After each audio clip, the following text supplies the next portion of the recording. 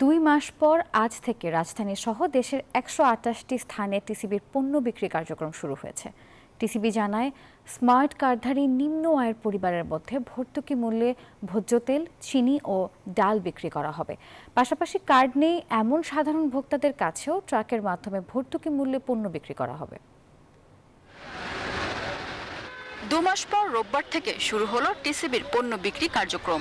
রাজধানীর বিভিন্ন স্থানে 60টি ভ্রাম্যমাণ ট্রাকে 13 সেপ্টেম্বর পর্যন্ত শুক্রবার বাদে 1 মাস চলবে এই বিক্রয় কার্যক্রম।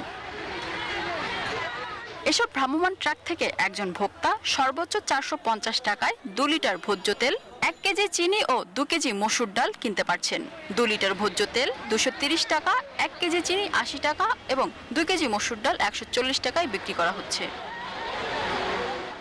বান্ডেল থাকলে প্রতি সেনমানিতে টাকা বাঁচবে। বিকাশ সেনমানি বান্ডেল কিনে জিতুন প্রতি লেনদেনে।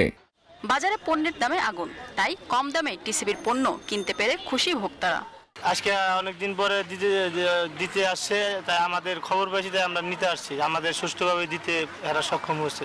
আমগুলো সুবিধা হয় এরই বুঝছেন, এগুলা গাড়ির মধ্যে দিলে আমগুলো সুবিধা, গরিব মানুষ এই হিসাবে আমরা ইয়া করে খাইতে পারি। ঠিক মতোই হয়েছে। এখন বাজার মূল্য হিসাবে এখন টিসিবি হিসাবে ভালোই। এখন বর্তমানে চিনি 80 টাকা, তারপর ডাল 70 টাকা কেজি, তোল 115 টাকা লিটার। একই ভোক্তা যেন বারবার পণ্য নিতে না পারেন সেদিকে বিশেষ নজর রাখছেন বিপণনকারীরা। ব্যাংক করছি, কালকে আবার আছে, এটা এক্সেল আছে। কতদিন চলবে? এটা 1 মাসের জন্য বলছে। ঢাকা পাশাপাশি 2টা গুড়ন, একটা মহাকালী 230 আর হলো 344। আমার থেকে 33টা টাকা এন্ট্রি হয়েছে, এর মধ্যে 24টা টাকা অলরেডি চলে গেছে।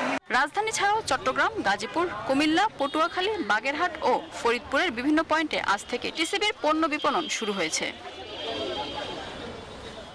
মিনা ফেরদাউস, নিউজ 24, ঢাকা।